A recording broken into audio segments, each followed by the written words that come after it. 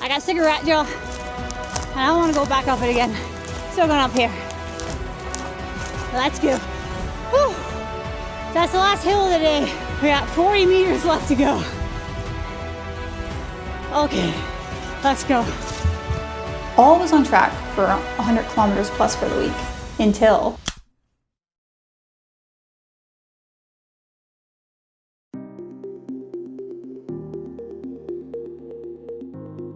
So you've rolled your ankle? Now what the hell do you do? Well, let's go over that today. My name's Tanis, I'm a physiotherapist and trail runner from Paris, Ontario. Welcome to the channel.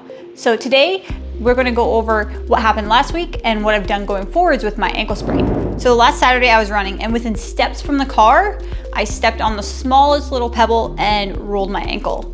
At the time, I heard and felt a pop. So being a physiotherapist myself and having knowledge of anatomy, I thought I probably popped my CFL, my calcaneofibular ligament, possibly subluxed my peroneal tendon. So when I stepped on that rock, what I did is I brought the bones further away from each other, resulting in probably somewhat of a torn ligament. So what is a ligament exactly? A ligament joins bone to bone. So I was pretty suspicious of my CFL. Most people hurt their ATFL. So I stepped onto that rock and I could feel that it had put me in a perfect lateral tilt. And usually to hurt the ATFL, you also need to be a bit of a toe point and tilted underneath you. So immediately after it happened, I sat down on the ground and held my ankle. So the number one rule with ankle sprains is to never take your shoe off. So an ankle sprain or a broken foot will really swell up as soon as you take your shoe off. So it's important to leave that on until you're getting to the destination location. So one trick that I learned during physiotherapy school from a sports medicine doctor, he taught us by adding compression and holding down over where that ligament is to prevent bleeding into the joint. So what I did, tie your shoe as tight as you can get it, held my ankle over where the ligaments are and added compression. So from there, I drove home, wrapped my ankle, so I added a compression bandage to that and/or tape. So as a healthcare professional, we follow guidelines to tell us whether we need to send someone for an x-ray for their ankle. So these are called the Ottawa ankle rules. So basically, as you can see here, if there's extreme tenderness on any of these locations, including the navicular, the medial malleolus, lateral malleolus, or talus, as these are sites of potential avulsion fractures where tendons can actually rip off the bone,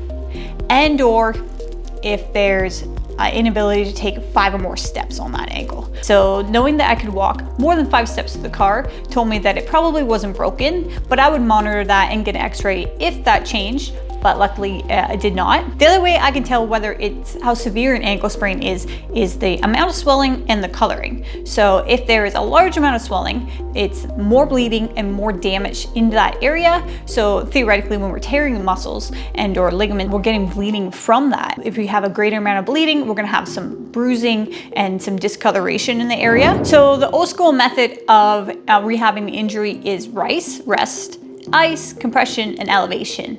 Now that method is pretty outdated as we don't necessarily recommend complete rest anymore. We don't recommend icing for injuries anymore, but we have kept the compression and elevation elements of that acronym going forward. So a more accurate way to treat acute injuries is peace and love. So that acronym stands for protect, elevate, avoid ice and NSAIDs, compression and elevation. Peace is more for the first acute phases, the first shear up to 5 days. And then from there, we want to go into the love stage of that acronym, which is we want to load it, be optimistic. We want to encourage vascularization or blood flow to the area, and then return to somewhat regular exercise, although we may have to modify some of those activities. Here's some examples of what I did going forward.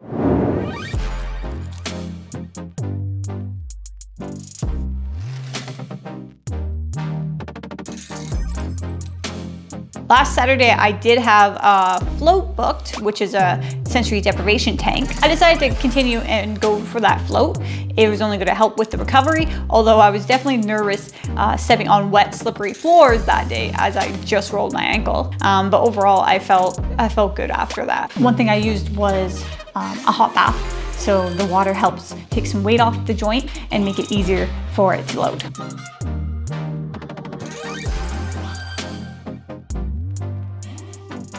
It was a rest day where I just looked after it. As of Monday, I was able to start on the bike.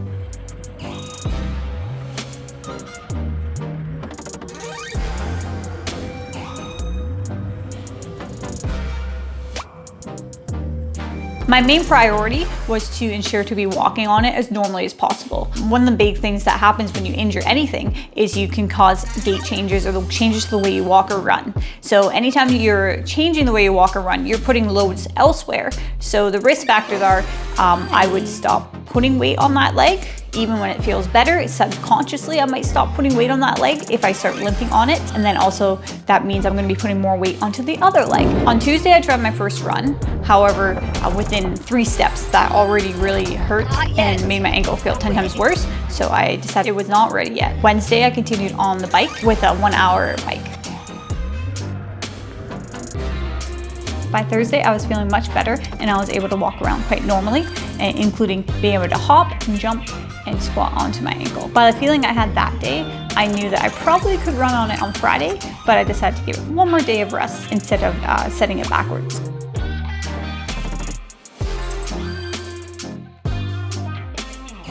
Come Saturday, 1 week post-injury, I was able to do a 10-kilometer easy run, kept it nice and flat with a relatively easy trail to still avoid any kind of risk of re-rolling it.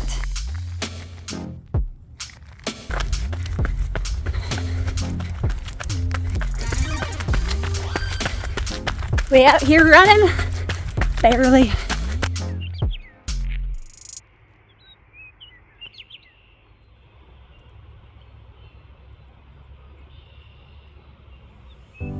So Saturday's run was pretty successful.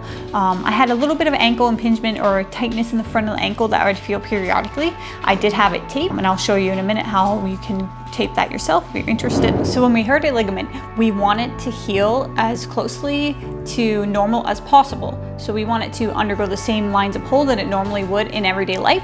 So we want to move it in all the directions that it can, although we'll have to be more careful with certain directions when you first injure it. So to start off with, you want to do forwards and backwards motions and doing a plantar flexion and dorsiflexion. Now the direction that we have to be a little more careful with is inversion and eversion, as that is the direction that I injured it in, which was in an inverted direction. But it's important not to avoid that altogether, or my ankle's going to be particularly weak whenever it's put into that position. And then from there, I just want to be sure to strengthen my ankle. I'll be doing a variation of calf raises like this, some band work, which you can do in all 4 directions, and that you can start pretty much right away. And then what you do is you adjust either the tension or how big of a movement that is. And then I want to work my way up in the gym to some plyometric exercises, so some hopping in multiple directions. And then one of the most important things to work on with an ankle sprain is proprioception. So proprioception is the ability of your joint to know where it is in space. So basically, when we have a loss of proprioception, your ankle doesn't know whether it's pointing up, down, sideways, or out. So what happens is we tend to compensate with our eyes and looking down on the ground more to be able to know if I'm going to roll my ankle. In the meantime, as I know that I have decreased proprioception, I'm going to be paying more attention to the ground and not looking around, not getting distracted on my runs to be sure I don't roll it by accident. And then a way that I can improve proprioception going forwards is balance training. So balance training can be anything with really a one-legged exercise, working on reaching, eyes closed, eyes open, and even a balance board can be a helpful tool. With an ankle sprain, it's important to know that it's going to be probably about 6 weeks for it to feel back to normal. You don't have to avoid activity for 6 weeks, but you do have to adjust some things. So I would recommend the first 2 weeks taking it easier, running on flatter terrain with not too many roots and rocks and other things where you have a risk of tripping on it. So other ways that we're going to modify exercise and protect this as it heals is by bracing or taping to make it harder to roll it in the same direction that you did. So since mine was an inversion sprain or a lateral ankle sprain, I want to tape it to block any excess lateral movement, but I'll be sure to work on that direction with strength training in a more controlled environment. Hopefully this video was helpful for you.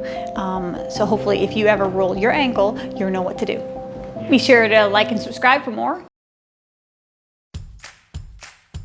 So I'm going to show you how to tape an ankle. So taping is a good option for some stability. Now, if it was a fresh ankle sprain, you've seen that I was wearing my black brace, and that's because that's a heavy stabilizer. I didn't want to disrupt the ligament while it was still healing, so it was important to make sure that I didn't invert too much, especially when I was standing on my feet all day at work and walking around. So the taping is definitely a better option now that it's a week old, and it's going to give me a little bit more freedom of movement. It's not going to be as bulky, but if I had anything that was a more risky activity, I would definitely go back to a more stable brace outside of just the tape. So there are different methods of taping and different types of tape. One's not necessarily more right than the other. It's a little bit of personal preference and what people like. So I'm going to use the leuko tape, which is this brown tape, and I find that's helpful for me. Some people use white athletic tape and really tape up the ankle very tightly and with a lot of tape. This is a more simple tape job. And then the other option would be kinesio tape or KT tape. I don't necessarily think that KT tape is the best option for this job because this is more of a joint support application, whereas KT tape is probably better used in more of a muscular strain. So we're going to use the leuko tape. The leuko tape is this brown tape. And then I'm also going to use some Hypafix. This is the underwrap. So this protects the skin. Now, it's tempting to just put this directly on the skin, especially if you're going to be doing this multiple times. You're going to be causing a lot of damage to the skin, and you could end up causing a rash, which could get infected. The other sucky thing is if you have a rash, you're not going to be able to put tape back over it, so then now you're not going to be able to tape it. So use the underwrap. Just for brevity's sake, I've pre-cut these. I want to tape this in the directions that would prevent an ankle sprain. Again, so I'm going to put the underwrap where the tape is going to be going. So I got on top. So now we're going to provide the peroneal support. So peroneals are the muscles that run up here on this side. Round, keep the foot stiff because you want it to pull it up. So remember that we rolled it when it was kind of pointed. So we want it to feel like it's hard to point your foot when you have the tape on. Personal preference, I like to add 2 pieces of that. So again, foot stiff, pull it tight. And then the most important piece is the most awkward piece. That's going to help keep it from wanting to invert. Start from this inside, under the foot, around. We're going to have the toes up and slightly in, and then we're gonna go around, and generally I try to get it all the way around to the back. And then now it's definitely harder to point it. It doesn't really roll this way much, and it's doing its job.